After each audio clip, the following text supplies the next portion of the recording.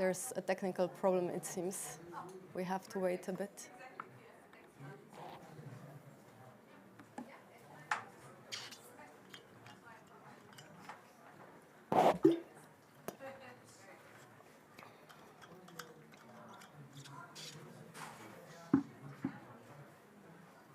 Yeah. So welcome once again. It's the high-level closing session with which we close today's thematic event on climate, peace, security, and health. It's been a very long but a very insightful day. The three words that guided us all along were peace, security, and health. We've had 2 panels, 3 working sessions, and also a webinar. We've touched on many different topics: the importance of transboundary water cooperation, the climate resilience, water and sanitation, the important role of cross-border education, and now finally, the danger of information manipulation. All in all, the day has been one very big and unanimous call for more transboundary water cooperation, really a call to better leverage water for peace and health. Water is, as you know, central to both. There's no peace and no health without water, but there is less and less of it, and the competition is rising, and so is the demand. So the risk of conflict really looms large, and the stakes are really high. So the message that we heard over and over again is really prevention. Water cooperation should be part of foresight. Investing in water is really investing in peace and health.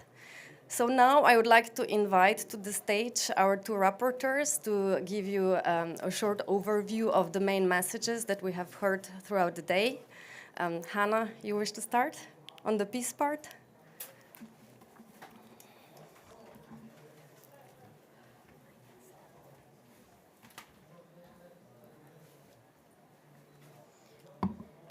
Hello, dear colleagues. First of all, we were discussing today transboundary cooperation and peace, but also youth involvement. So the main conclusions are that there is a great need for cooperation, and it is very timely because of climate pressures. For developing cooperation, there is a need to build trust between countries, but also between various sectoral stakeholders, as well as civil society, local communities, and youth. And it was greatly emphasized that we need to involve youth into transboundary cooperation and also empower them with knowledge and action. The Water Convention was referred as an important instrument as a framework and platform for promoting transboundary cooperation. Regional transboundary organizations were also mentioned as important instruments, as well as regional agreement. And here the experience of Malawi and Senegal Development Organization and the Sava River Basin Commission were presented. And it was also mentioned that actually river basin commissions are crucial not only for transboundary water cooperation, but also for broader cooperation, for sustainable development, for cooperation with local communities, for availability of energy for local communities. Again, there was a clear message that we need to involve youth more into the activities of the river basin organizations, and there are good examples like the Senegal Basin Development Organization, the Sava Commission, and Lake Victoria Basin Commission. A big emphasis was made on groundwaters because there is a lack of data for groundwaters, and maybe we have the legal frameworks in place, but much more is needed in terms of implementation. Financing is an issue, especially its accessibility, and there is also even a need for reforming finance system. Youth representatives acknowledged that they shouldn't be seen only as activists, but as change makers, and that they need also to have a voice in allocation of financing.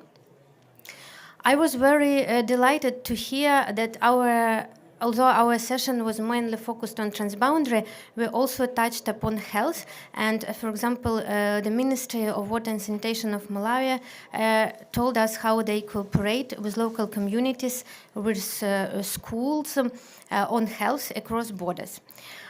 So to summarize, transboundary cooperation can broaden overall cooperation and to build peace and security. And in this regard, we also referred to recently established Transboundary Water Cooperation Coalition, which includes more than 40 alliances. Thank you.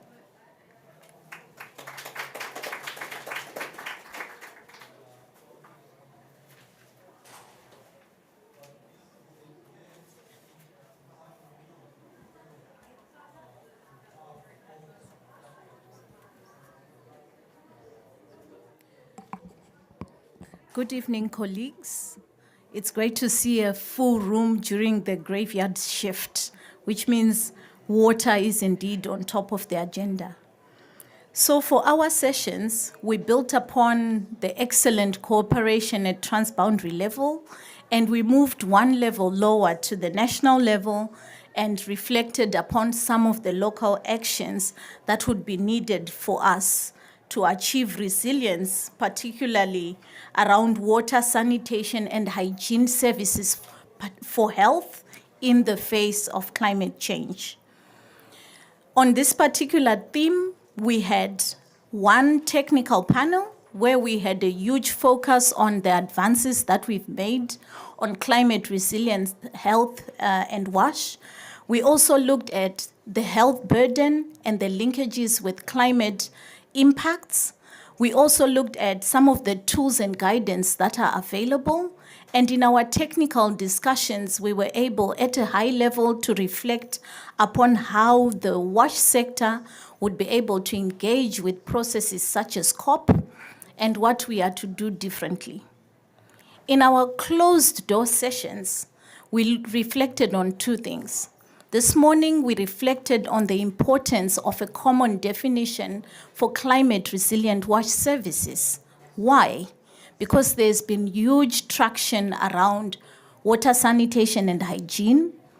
And as a sector, for our credibility, we now need to make a common movement where we are reflecting on what high quality interventions are for climate resilient WASH, but also recognizing that we are a multifaceted sector where for us to address some of the WASH challenges, we do need to expand and look to our colleagues working on transboundary ecosystems, food systems, and so on that complement some of our data inputs, but that we also impact as a WASH sector.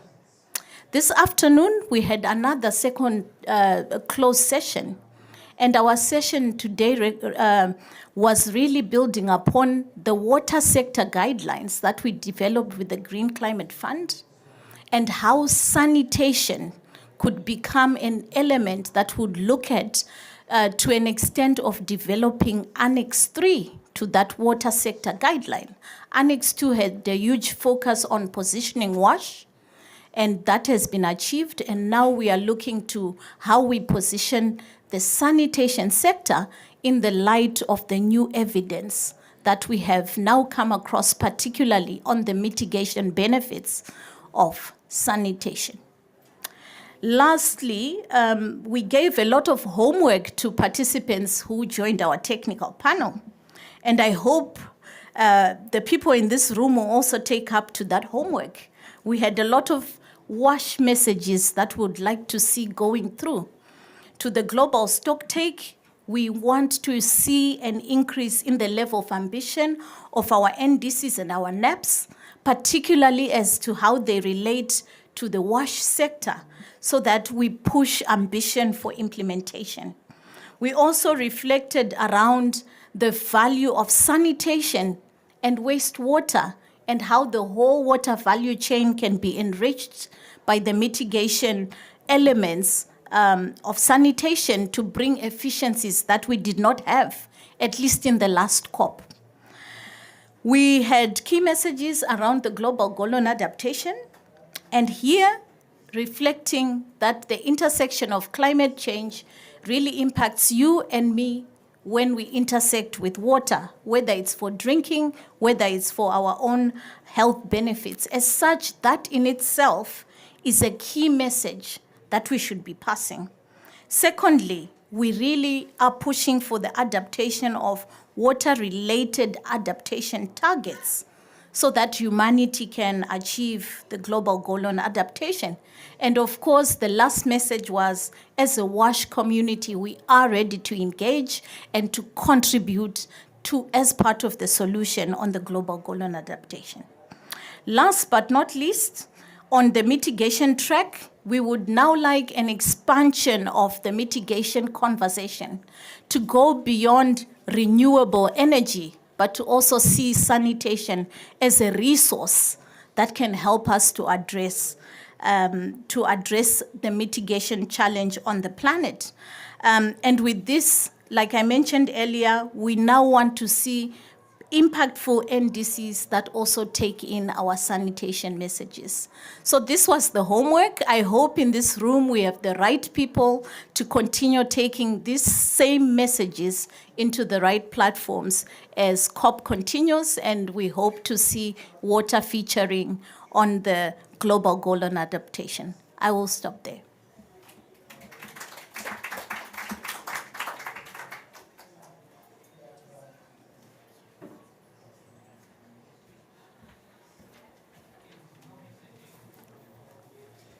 The recommendation that we've heard really over and over again today was to boost transboundary water cooperation, particularly by joining the UN Water Convention.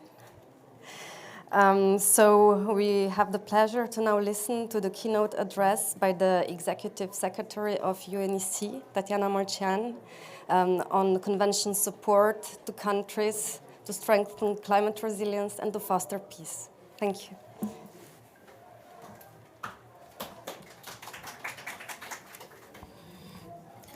Thank you so much. I'm actually really delighted to be at this event today, and I'm particularly delighted that we have started not with keynote speeches, but listening to these reports.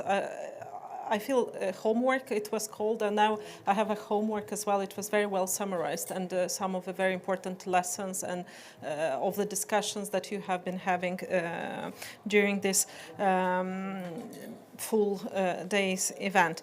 I'm delighted to speak at this high-level panel and would like really to thank the organizer of this water pavilion. And I just realized that we have a full list of those who are behind organizing this. Okay, I need to speak closer. That we have this numerous supporters, but I would like specifically also to say a big thank you to the partners of this thematic day, namely Slovenia, UNICEF, WHO, and EcoPeace for co-organizing this event with us. You all know, I mean, and we have been discussing that 60% of the world's freshwater flows in the shared basins. So this is one of the topics, transboundary. Therefore, transboundary water cooperation is really crucial for sustainable development, but also for prevention of conflicts and regional integration. Cooperation over shared waters can be a starting point in many cases. When there is no other dialogue, you can still have dialogue on water. And today in the morning, I had a meeting with one of our key countries involved in the Water Convention, and I was reconfirmed about this. So in our region where we don't have dialogue, otherwise, there is still dialogue on this particular convention, on the Water Convention. So it's really in the post-conflict, but during conflict, when it's the active phase, this is an area of cooperation that can foster some dialogue. And it can be, at a certain stage, also a starting point for the dialogue. I have seen that the recent 6th IPCC assessment report recognizes transboundary risks as an important challenge, and that there are new and unexpected types of risks across the food, energy, and water sectors. and it will require climate-informed transboundary management. At the same time, transboundary water cooperation can make climate change adaptation more effective by sharing data, enlarging the planning space, better prioritization of measures, avoiding maladaptation, and sharing costs and benefits. The convention, the Transboundary Water Cooperation Coalition, which is an alliance of about 40 countries and organizations, has prepared a policy brief for this COP28. And this brief does not illustrate only the fact that transboundary cooperation happens in certain areas, in certain countries and basins, but also helps to understand that climate change can be addressed more effectively exactly by cooperation. And I think this is relevant for this COP in the negotiation, but also for the future meetings. At the same time, one of the conclusions is that there is still insufficient cooperation on many shared basins, as we see. In 2020, 129 countries submitted a response to the monitoring exercise for SDG indicator 6.5.2. Of this 129, only 24 countries have all their transboundary waters basins covered by operational arrangements. So in a certain way, it's a clear message that we have to accelerate this process and really to foster this water cooperation. The convention, as its full name, I mean, we are so used to call it the Water Convention, but it's the Convention on the Protection and Use of Transboundary Watercourses on International Lakes, has been a driver of this cooperation for more than 30 years. And it's really a crucial platform for global legal engagements and framework for this cooperation. And we have more than 130 countries participating. Since it was globally opened, because it was developed as an UNECE instrument, and in UNECE we have only 56 member states, but in 2016 it was open for global accession. We have many more parties acceding, and 11 new parties, namely from Africa, but also Asia and Latin America, have joined the convention at a growing rate. Just this year, we have 5 more members who have acceded. Nigeria, Iraq, Namibia, Panama, and Guinea-Bissau became parties. And we have, to my knowledge, around 20 countries that are in the process of acceding to the convention. It has been helping countries really to adapt to climate change for many years by having this capacity building and experience and sharing of experience among the participating partners. But it also helps to guide the projects, the alignment of the support in different areas. We will have a dedicated global workshop on drought management in transboundary basins in February 2024 in Geneva. And I think in this exercise we can share more experience and more information about specific examples how we can support countries. I know that some information was already presented on the protocol, the WASH as we call, but it's the Protocol on Water and Health. It took me a while, you know, to really understand this acronym. But this is serviced by UNECE and WHO Europe, and again, this is a unique legal framework and really supports countries in achieving also the human rights aspect in having access to drinking water, safe drinking water and sanitation, and really that we ensure also the human health. It's one of those instruments that helps the countries to advance their development agenda. While the protocol is a regional instrument, again, this is available to all. So unfortunately, as we have seen, and the region that I'm representing, we have seen that the risks are not only to the climate, but to peace, security, and health in the region. I think having these frameworks and these opportunities to cooperate needs to be really leveraged and used by all. So I would like to really invite those who are supporting this instrument, and in particular partners that we have seen a strong support in this exercise: Slovenia, Sweden, Finland that have been and many others that have been supporting these efforts, and it's going well beyond their names of this convention. It's much more. Thank you so much, and thank you for all the work that you have been doing these days. Thank you.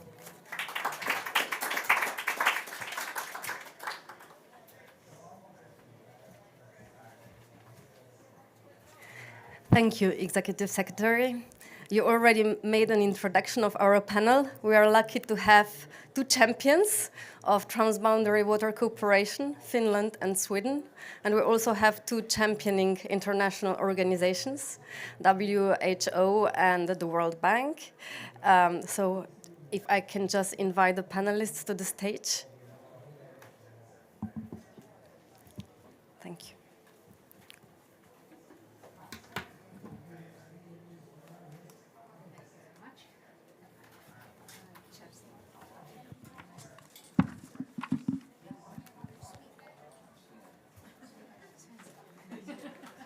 So we are. I will join you here. I am very pleased to greet here the Director General of SIDA, Mr. Granit, the Finnish Special Envoy for Climate Change, Mrs. Stendal. Kate is with us. You know her very well. She was with us the whole day from WHO. And we also have Mr. Saroy Kumar online with us. Welcome. From World Bank. So as we said, Finland and Sweden, two champions of transboundary water cooperation. Mrs. Stendal, can you share with us the most important lessons that you learned throughout all these years? Thank you. Sorry. Thank you very much.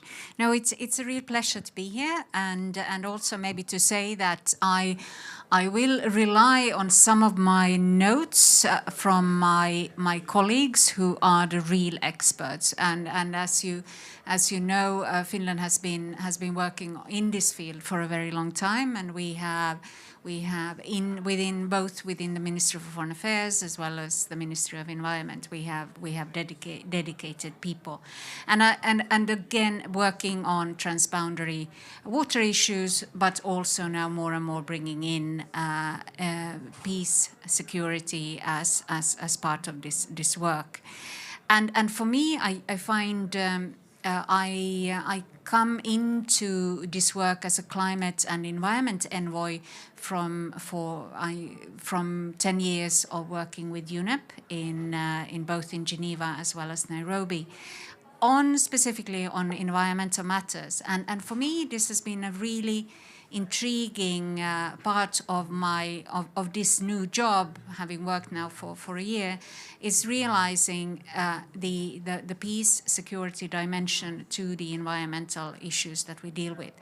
And I think we are absolutely on the right path, but I do think that we still have a lot more work to do when it comes to connecting the different parts of the work that we do, both on environment, climate, peace and security. And here I would also like to bring in as a very, very strong part of this work also the gender aspect of everything we do. And of course, when it comes to Finland and the work that we do on this goes back to our constitution. We participate in international cooperation for the protection of peace and human rights and for the development of society. And this is a very strong value base that we have in Finland.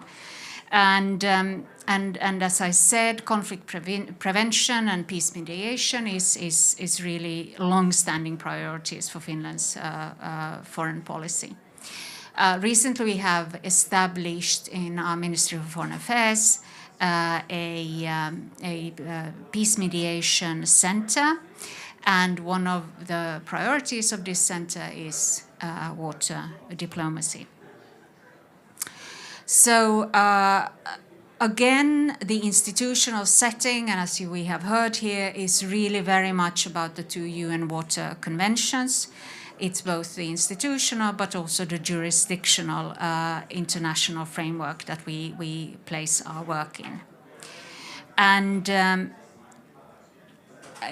of course, valuable experience on transboundary water cooperation worldwide has been consolidated under the UN Helsinki Water Convention, and this includes, for example, joint monitoring and assessment, intersectoral assessments of water, energy, food ecosystem nexus, and water allocation between nature and water users. As we have heard, transboundary cooperation enhances the capacity of countries to prepare for and respond to climate-induced disasters. And this is because we can share hydrological and other data, and we can better, through that, we can better understand and address transboundary risks. We can improve forecasting of extreme events, and we can prepare and coordinate disaster responses, as recognized in the Sendai framework. So in this regard, we will be organizing together with the WMO in Geneva in 2 weeks' time a South Caucasus early warning for all event in order to assess the current situation on hydrometeorological systems and to discuss observations and opportunities for regional data sharing to support early warning systems in Georgia, Armenia, Azerbaijan, and Kazakhstan. I would probably end here, but it's something that we really feel very strongly about, and we hope, as you noted, we are champions, but this work is not being done by alone. We appreciate and welcome the larger community that we are working within. Thank you very much.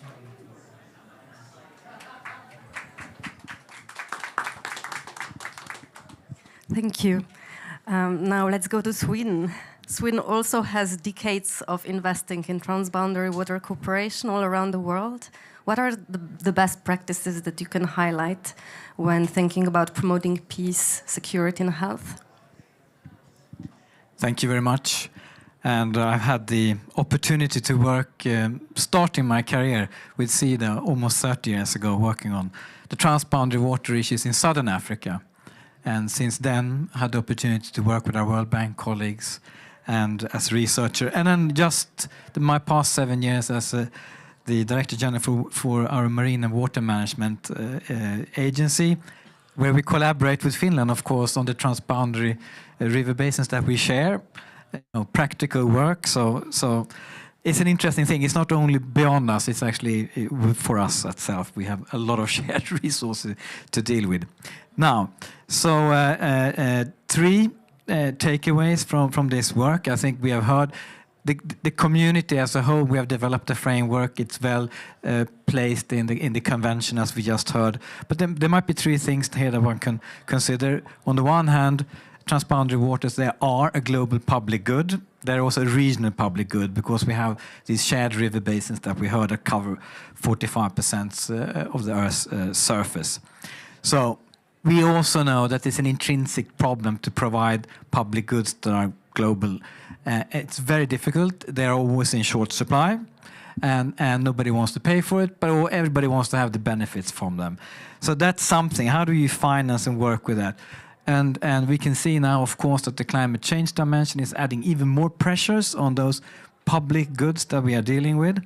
And we also know, which is, I think, the good thing, is that 80% of the pollution that comes to our coastlines, to the Baltic Sea and other areas, comes from these freshwater resources that we need to manage jointly. So there are a lot of incentives to do that properly, not only for the freshwaters, but also for our oceans and coasts. So we do need to see this together.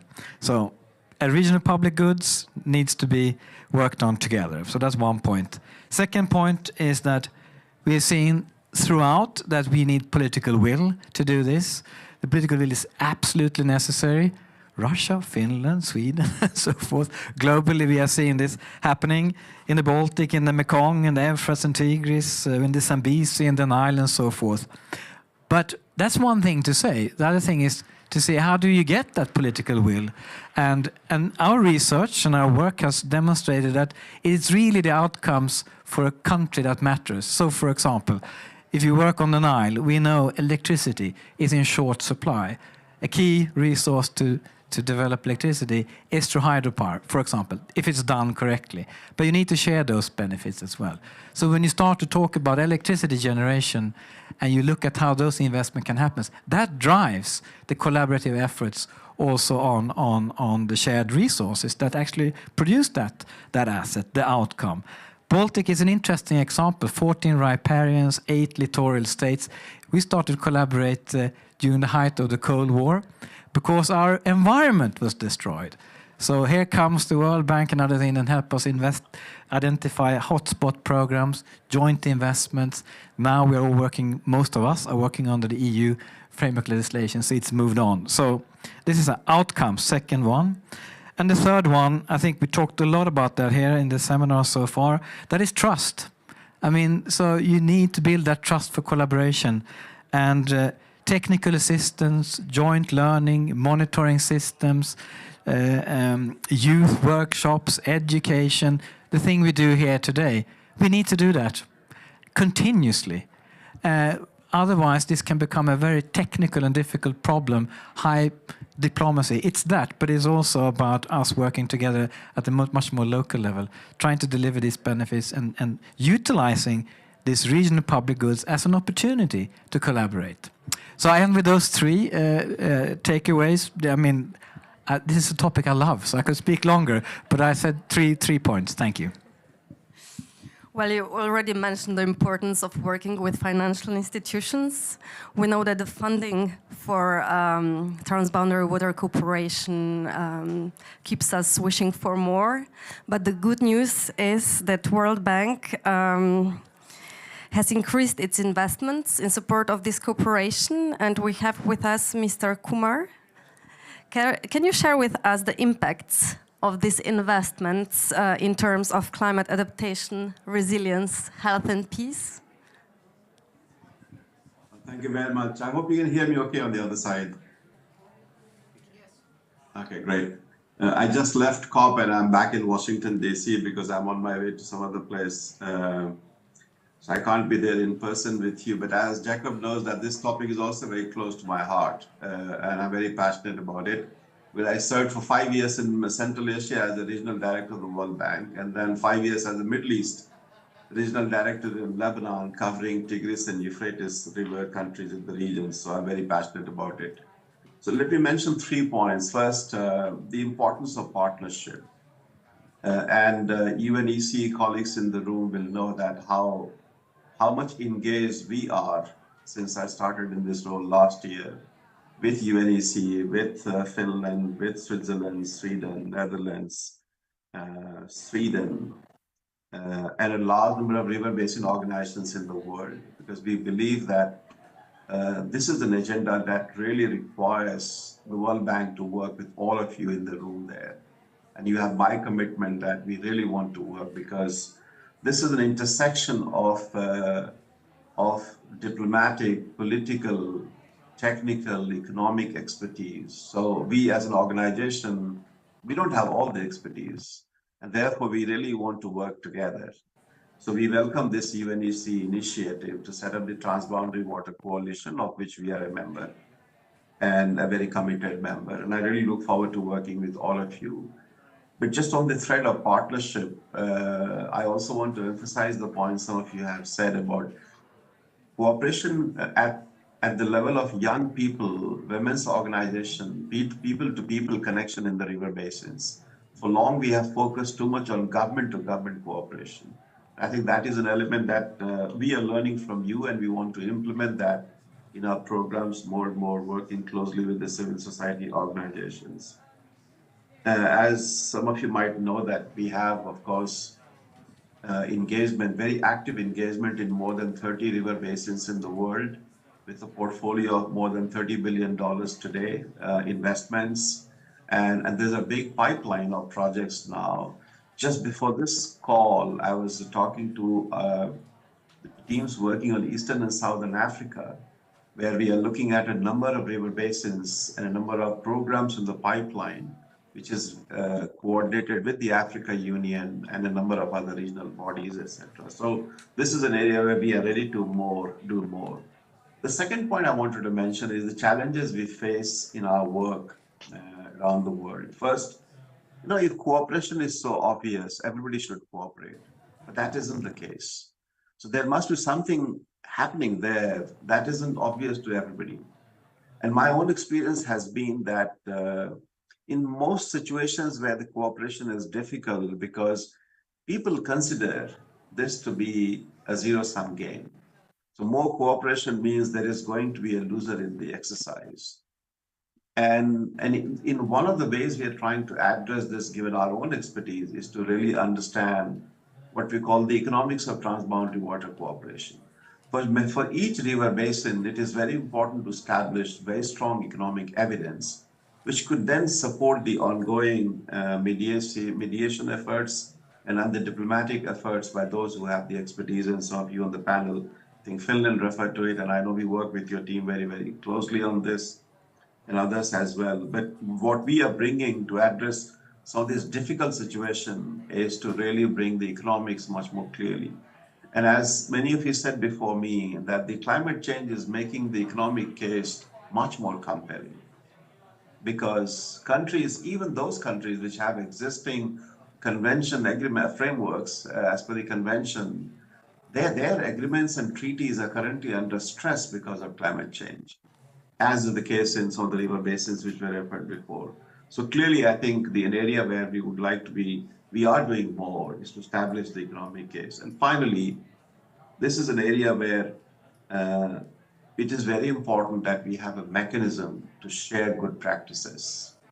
What works in one river basin may not exactly the way it may work in the other river basin, but very important for the other river basin organizations to know what is really working in a particular basin that may be of interest to them. And in order to do many of the things that I've been saying before, last year we set up a global facility for transboundary water cooperation at the World Bank. And many of you will recall that the Indus Treaty between India and Pakistan in the 60s was facilitated by the World Bank. In the 60s, when the World Bank was just set up. The point I'm trying to make is that supporting transboundary water cooperation is very much in our DNA. And what we believe is the role that we can play going forward, working with all of you, is to systematize cooperation in river basins as part of the broader water security and climate adaptation work. And that is why we have set up this global facility for transboundary water cooperation. So everybody in the room there, we really want to work with all of you. If there are river basin organizations in the room, please get in touch with us. We really want to help do as much as possible to build the capacity of river basin organizations, because I believe they have a very important role to play. We are working on some regional financing instruments to provide financing directly to the RBOs, and this is work in progress. Hopefully there will be opportunities to talk more about it in some other meeting. And with that, thank you very much, and back to you, Madam Moderator. Thank you.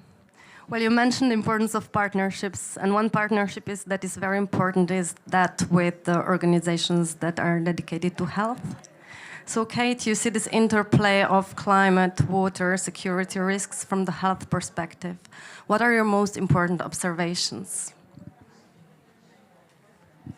Thank you. And firstly, I should say I'm sitting in today for our Global Director of Climate, Environment and Health, Dr. Maria Neira, and she sends her apologies today. And Maria is a veteran of COP for many years. She's also a veteran of crisis. She started her career in refugee camps in many parts of the world. And she's also a great champion of prevention. And I think we're seeing that message come up again. I think the first thing she would say is that, making progress on water and sanitation and the broader water security agenda is absolutely fundamental to so much that we're trying to achieve on health. Whether those are sort of waterborne diseases or the broader security agenda. So just in terms of the numbers, there's 1.4 million deaths per year associated with lack of access to water and sanitation, 74 million disability-adjusted life years. And what we know is that's really just the tip of the iceberg. That's what we can measure. And further, it's getting worse. So we can look at things like cholera. which is actually you see it happens in places where there's conflict, there's climate change, particularly hotter, wetter environments, and we're seeing 29 more countries this year reporting cholera, so larger outbreaks, greater fatality rates. And so this is really a nexus of our failures to address the underlying issues of basic water supply and sanitation services, climate and conflict all coming together. And I think it's very sadly, cholera is the sort of poster child for all of these failures. But then we can also look at things that we don't traditionally think about a lot in health, particularly vector-borne disease. And as parts of the world are getting hotter and wetter, we're seeing mosquito-borne diseases, reaching into places we might not have expected them before. And, dengue is, again, these are really old diseases. It's horrible. And at this day and age that we're talking about these ancient, horrible diseases like cholera, dengue, malaria, and malaria getting more complicated because we're seeing new vectors, new mosquitoes that can't be controlled with our sort of traditional approaches. So then when we look at coverage in communities and healthcare facilities, I mean, it's shocking. We need to increase the rate of progress on basic service or to get safely managed sanitation and drinking water by 3 to 5-fold. These are huge accelerations to reach our SDG targets. And we know that climate and insecurity, so many countries in a state of fragility, are being held back from achieving those rates of change we need to see. And health facilities themselves, like 1 in 5 healthcare facilities doesn't have a basic water supply. 1 in 10 doesn't even have a toilet or hand washing facilities. I mean, it really raises this question, can we call them health facilities at all? And what does that mean for the delivery of safe health services in normal times and in times of crisis and outbreaks? So in terms of sort of what we're doing and where we're going on that, it's really clear that we need to integrate climate resilience into all of our WASH work. We can't really be talking about it as an add-on. We have to have, climate resilient water and sanitation programming, and we need to make sure that that's properly embedded in risk-based approaches. But sort of looking ahead, or to some of the more exciting things, this was the COP where we had a big health ministerial. There were, was it nearly, I'm looking at Oliver, was it 60 health ministers we had here, and the first health declaration in a COP. So I think this is super important to bring the health voice to the whole climate agenda in a really large-scale way. And also to continue to make the point that our collective failures to address climate change lands at the feet of the health sector in terms of more people getting sick from air pollution, waterborne diseases, you name it, heat stress. There's a whole and mental health even.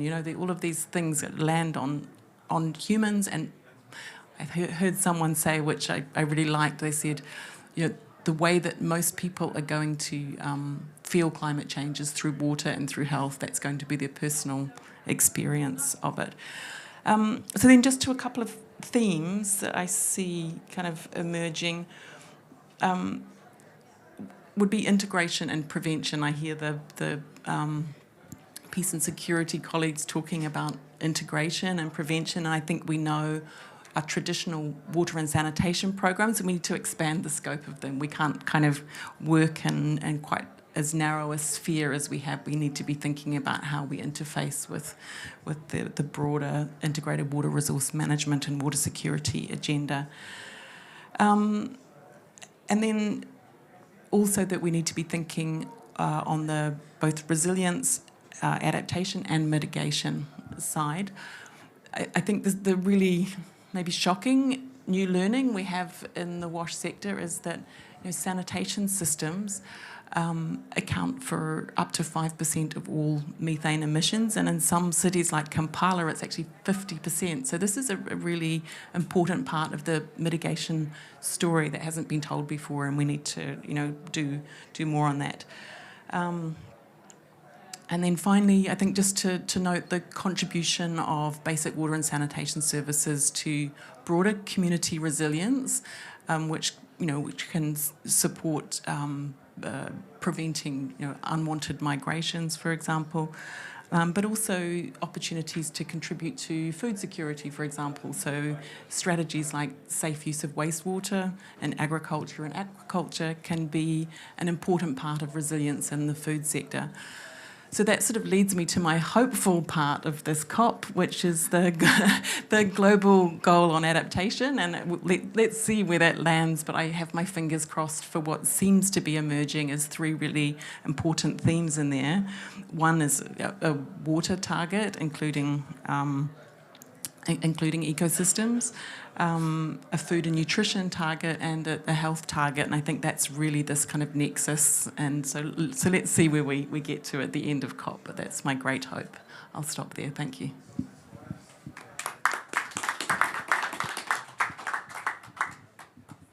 Thank you, Kate. Well, we wish to make this panel as interactive. I turn to you, dear audience. Are there any questions that you have at this point? Thank you very much. I'm Telsa Mekaush from the Center for International Sustainable Development Law. And earlier today, we heard examples from the Global South, in particular Senegal, Namibia, on management of water basins, for instance. And my question, I guess, is more to representatives from Finland, Sweden, Slovenia. Do you have are you learning from the examples as well from the Global South? Are these examples informing the way you approach building that people-to-people cooperation that seems so important compared to government cooperation in conflict-stricken areas in particular? Thank you.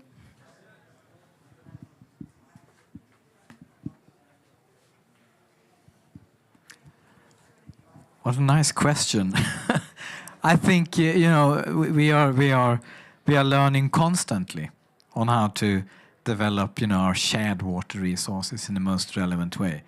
So when we started off this work with SIDA 30 years ago, we actually started off doing some visits to our joint organizations, HELCOM, that we have had since 1970. So how are we working in our own context?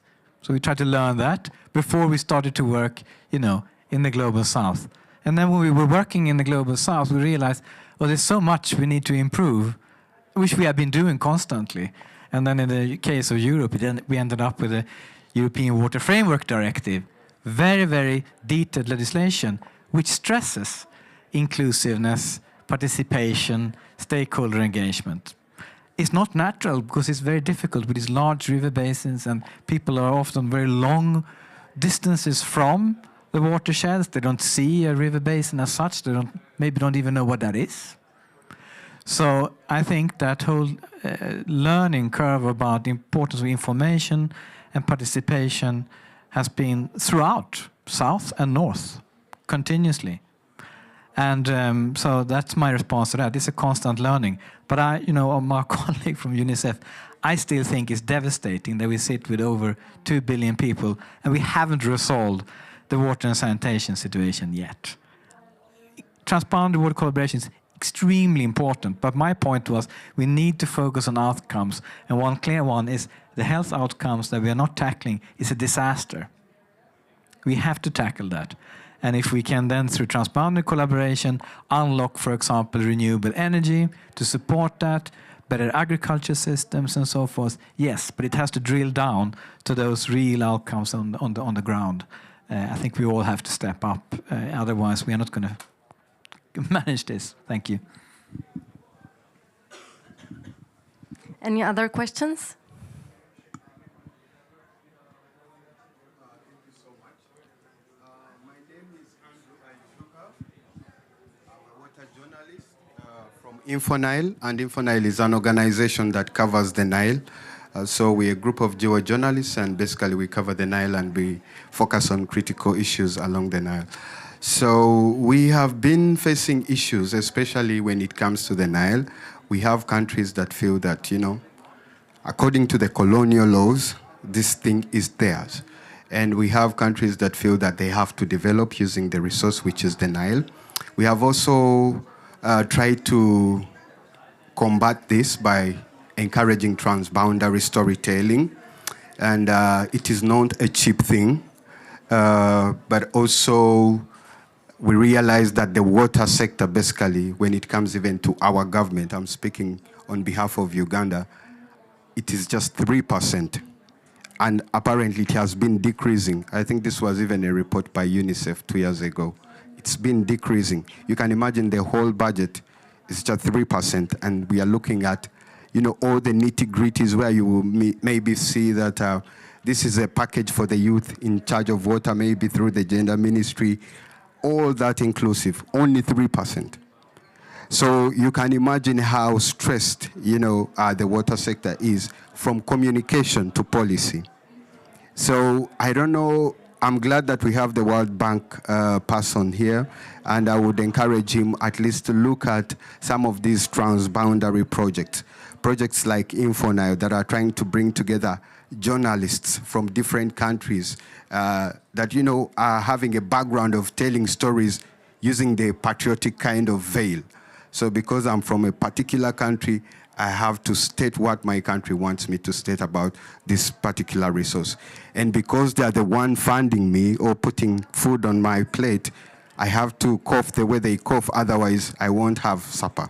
So if the World Bank could come in and encourage and support transboundary projects like InfoNile, like NBI. I was at the NBI discussion forum that was in Kampala, and of course there are some hurdles they have tried to beat, but of course you can see that the whole point drives around finances. Someone is trying to build a dam because they want finances.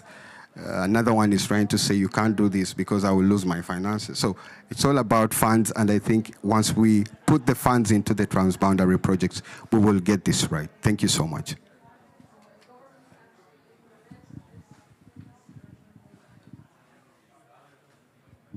Thank you. Mr. Kumar, do you want to make any comment on that? No, I think, first, I think as for the Nile Basin Initiative is concerned, we are quite engaged, as the colleague who asked this question from Uganda would know, through the World Bank projects, but also through the SIWA, which is a multi-donor, multi-partner fund, where many countries pool resources. So through both initiatives, we are financing a number of initiatives in NBI, which is primarily targeting building the capacity of NBI and a number of other projects, including on groundwater and so on and so forth. The second point I wanted to make is the issue of, more broadly, not just on Nile, but beyond, is how does the World Bank get involved in a situation where there is no consensus yet in terms of managing water resources in a collaborative manner? And we do so only at the request of the riparians.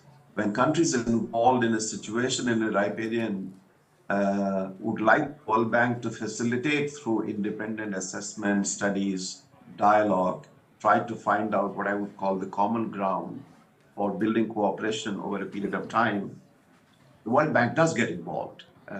But we do need requests from the governments to get involved. And we have been, as you may know, the colleague who asked this question, there have been times in the same river basin where the bank was officially engaged at the request of the concerned riparians. And there are many other river basins where the bank is currently engaged with all parties involved in the riparian situations. But we will do so only at the request of the countries in the riparian situation. The last thing I want to mention is that there are also situations where there is no cooperation among the river basin countries. But we are not waiting for those countries to come with formal requests to us or to other organizations. In those cases, what we do is what is called our analytical work, which is to really understand the opportunity is missed in those river basins by countries not collaborating. And clearly this was the case in Tigris and Euphrates. And some of you mentioned that Iraq is one of the most recent countries in it to have joined the Water Convention. But for many years, at least in the time I was there for 5 years, we really began in this journey without a request from any country. Is to really make a case that if the countries really came together in those river basins, it would be a win-win for countries in terms of not just managing water better public health outcomes, better food security outcomes, and of course, more economic growth in that region. It's difficult, it's challenging, it's politically very charged, and one of the things the good quality economic work or analytical work does is to depoliticize the very charged environment based on facts, based on good quality analysis. And that is our value added in terms of how we can help provide that information, which can then be used by the diplomatic community, the people who get involved in mediation, to use that as a basis to really create that opportunity for dialogue among the countries. Back to you. Anybody else who wants to comment? Yeah. No, thank you very much. Just a very general musing. I think what we are hearing from, and I guess what you have heard throughout the day as well, is of course mediation, peace, conflict resolution. It's based on we need to create that trust. And what we are hearing here, we have heard about inclusion. We have heard about the different situations that people find themselves in, and trying to understand that and trying to listen to those people voicing their concerns. And again, I think we have come much further because of our work around disability inclusion, and work around gender, and we are much more attuned to these different situations. And I think our colleague also raised the issue of transparency, and in order for us to have that trust, we also need to know what it is that we are dealing with. And of course, in today's world, I think these issues are not self-evident. We are faced with a multilateral setting that is much more fraught, and therefore we need to work much more on issues such as inclusion, transparency, and of course science-based. It's about that information, and we were talking about, we heard about the analytical work that we do, so that we base it on as neutral facts as possible, and in order to move this work forward. Thank you. Thank you. Well, inclusion indeed is the key word. And the inclusion that is very dear to us here is the inclusion of youth voices. Hannah mentioned it before. We are really targeting the meaningful inclusion, inclusion of the youth as change makers. So we are very happy to have with us a special guest from UNICEF, Assistant Secretary General and Deputy Executive Director, Kitty van der Heyden. Can you join us here to share some final remarks with us? Here, there, where would you like it? Hi, Saroj. Good to see you on screen. Hi, everyone. Pleasure for me to be here. And it's, I was looking at that board over there, and water is so many things to so many different organizations because it runs through everything. And I'm currently with UNICEF, 3 months old. Before that, I was with the government of the Netherlands, and before that, I was with WRI working on water and climate and all these things. And all of these things we've been discussing, for the past 10, 15 years? Right, through the planetary security conferences and the roundtables that Matt has organized. But for the first time, I'll say, God, for heavens, finally I have something that I really need. Now, my son is going to kill me when I say that. Homework. We ended up with concrete actions, people asking us to do some stuff. I'm a little bit tired of talking about water being a problem. Yes, it's true that water is a problem from many dimensions. It's getting increasingly scarce because demand is up. Why population is growing and everybody wants the lifestyle that you and I have. And that's a very, very water costly strategy. And supply is going down, not just because of climate, but because of pollution, because we're not careful with water. But there is higher evaporation and there is increased erratic rainfall, interannual, interseasonal. And so, yes, this leads to human health issues, this leads to displacement, and this leads to transboundary water issues. Having lived in Ethiopia, seen it up close, met the Minister of Iraq yesterday, same issue. Nothing has changed. Where we will have to make that change if we want to make the connection with health and with vulnerability is including these issues this time around in the next series of NDCs. They're not in the NDCs at the moment. That means there's no action agenda. That means no one has homework. That means nothing is being monitored.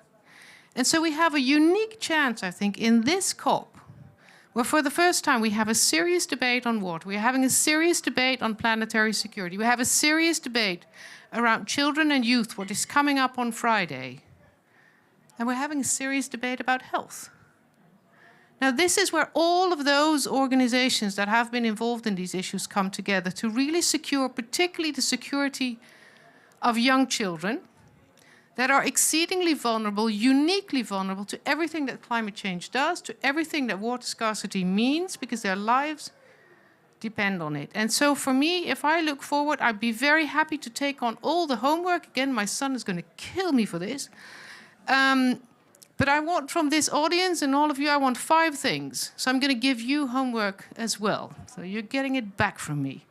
1, we need increased climate finance. Yeah, so we have a lovely decision coming up in the next few days. Let's see what climate finance will do. We have to scale up not just finance, we have to particularly target those that are most vulnerable, and that includes children. There is not one single COP decision. This is COP 28. There's not one single decision around specific vulnerabilities for children. Not one. There's wording on indigenous group. There's wording on gender. There's wording on everything except children. And children are dying. So I want you to remedy that. And I want you to push every delegation to include this in the global stocktake. You can still do this in the next few days. 3rd, much more investment in data and evidence-based strategies, as was mentioned before. And that includes early warning. We can save children if we make sure that parents and communities have the information they need. 4, and that was also just mentioned, increased voices for youth. So all of you, welcome. On Friday, it's going to be Children and Youth Day. We have a number of events as UNICEF together with many others. This is the stage where young children will grab their opportunity to tell what my generation has not done well, and we ought to give them the opportunity to remedy it in the decisions that all of us are taking. And then last but not least, we tend to look at water as a jurisdictional issue. Donors fund certain countries for certain water projects. Water is transboundary by nature, not just by rivers, not just by underwater, but because there are atmospheric rivers that cross countries that lead to rainfall. Why are we not good in adapting agricultural systems in Ethiopia? Because we're not addressing the root cause of erratic rainfall, which is cutting down the rainforest in the Congo Basin. So if we're serious about human health, about survival, about attacking the hydrological impacts of climate change, we're going to have a regional approach. And again, this is the COP, where you can make it happen. So 5 points of homework. That was me between you and a lovely drink at the end of a busy day. And tomorrow you'll get up, and 5 points, good to go for you. So enjoy the evening.